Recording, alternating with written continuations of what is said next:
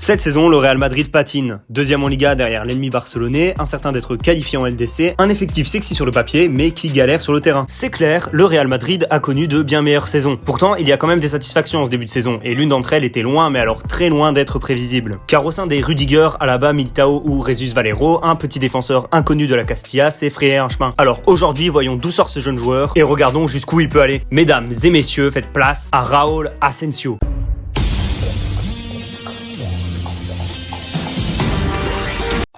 Comparé au Barça, le Real Madrid ne sort pas chaque année un crack et un futur titulaire. Pourtant, le centre de formation du Real n'est pas à plaindre. Sur les 5 dernières années, à part Fran Garcia et Miguel Gutiérrez qui sont devenus de très bons latéraux gauche, ainsi que Nico Paz et Álvaro Rodríguez qui ont un potentiel intéressant, aucun joueur de la Castilla n'est en train d'atteindre le potentiel que l'on a pu voir en lui dans ses jeunes années. Pire, aucun joueur de la Castilla ne s'est imposé au Real. Même Fran Garcia a dû partir pour trouver du temps de jeu et ce n'est qu'ensuite qu'il a été racheté. En même temps, quand on voit la déclaration d'Ancelotti, on comprend tout de suite que donner du temps de jeu aux jeunes est loin, mais alors très loin d'être son souci. Néanmoins, un jeune défenseur a réussi à se frayer un chemin vers la place de titulaire en équipe 1. Après des années au sein de la Castilla, c'est à 21 ans que Raúl Asensio a eu sa chance avec les Madrilènes. Pourtant, le défenseur central n'est pas un Madrilène dans le sang. Né le 13 février 2003 à Las Palmas, qui se trouve, si vous ne le saviez pas, sur l'île des Grandes Canaries, rien à voir avec le FC Nantes. Le petit Raúl commence d'abord dans le club local du nom des Veteranos del Pilar, étant affilié au Real Madrid. Or, en 2012, le club de Lille va vite remarquer le central et Las Palmas le recrute alors. Raúl y découvrira le haut niveau espagnol en jeune et il va surtout grandement s'améliorer. Il va tellement s'améliorer qu'il verra le Real Madrid être intéressé par lui. L'appel est bien trop grand pour l'ado de 14 ans qui va décoller pour la capitale en 2017. Et croyez-moi, qu'au Real, il est pas venu pour faire de la figuration. Titulaire indiscutable dans chaque catégorie, soit capitaine ou second capitaine dans chaque catégorie.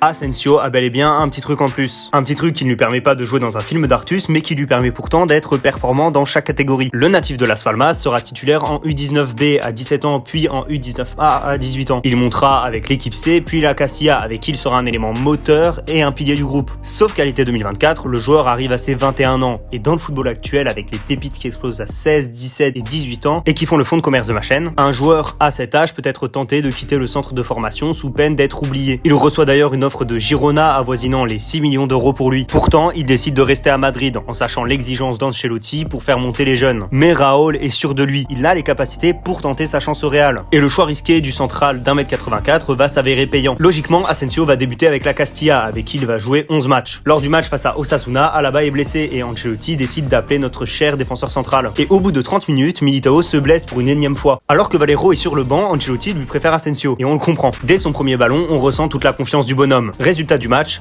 4-0 avec une passe décisive de notre fidèle serviteur. Après son excellent match, l'Espagnol va convaincre Ancelotti de lui laisser du temps de jeu. Et ça fonctionne bien, même très bien, vu qu'il va signer 3 clean sheets pour ses 3 premiers matchs. Le défenseur ne va essuyer sa première défaite que face à Liverpool lors d'un match bien compliqué pour les merengues. Puis il en enchaînera une honteuse face à l'Athletic Club Bilbao. Et croyez-moi qu'avec ses récentes performances et la durée d'indisponibilité de ses concurrents, Asensio sera bien un titulaire pour des semaines encore. Il a tellement convaincu la Maison Blanche qu'Ancelotti le considère désormais comme un joueur de l'équipe première et qu'il est en passe de signer une prolongation de contrat incluant une clause à 50 millions d'euros. Les rumeurs l'annoncent sélectionné par la Furia Roja avec qui il a évolué en équipe jeune et dont le sélectionneur a assumé garder un œil sur lui. Vu ses qualités, il y a de quoi s'emballer. Raúl Asensio est un défenseur rapide, sachant revenir rapidement pour récupérer la balle. C'est un excellent tacleur à la fois propre et rugueux. De plus, pour son âge, Asensio a une superbe anticipation, vraiment impressionnante. Il fait des courses intelligentes lui permettant de grappiller des mètres précieux dans la récupération du ballon. Ses grandes jambes lui permettent de chercher d'ailleurs loin ses ballons. De plus, offensivement, il a une superbe relance qui est bien supérieure à la moyenne. Ça en devient même frustrant lorsque les attaquants ne terminent pas ses actions. Mais ce qui se dégage le plus chez lui, c'est sa sérénité. Il joue comme s'il avait 30 ans et 2 enfants. Il est sûr de lui dans chacune de ses décisions et sa confiance se voit même dans son comportement. Lors du match de Ligue des Champions face à Liverpool, il n'a pas hésité à engueuler Bellingham. Ou encore en Liga, où il a consolé Mbappé après avoir raté son énième penalty. Cependant, le central doit encore s'améliorer pour vraiment petit à petit faire partie des meilleurs et surtout espérer rester dans le 11. En effet, Ancelotti l'a dit, au retour de Militao et Alaba, Asensio va devoir se battre pour jouer. Mais peut-il le faire? Tous les signaux montrent que oui. Actuellement, il n'a commis aucune erreur, bien que cela puisse arriver à tout moment. Et surtout, il semble avoir le niveau pour à minima avoir un rôle de joueur de rotation. Honnêtement, il peut se projeter sur le long terme pour pourquoi pas être titulaire d'ici quelques saisons.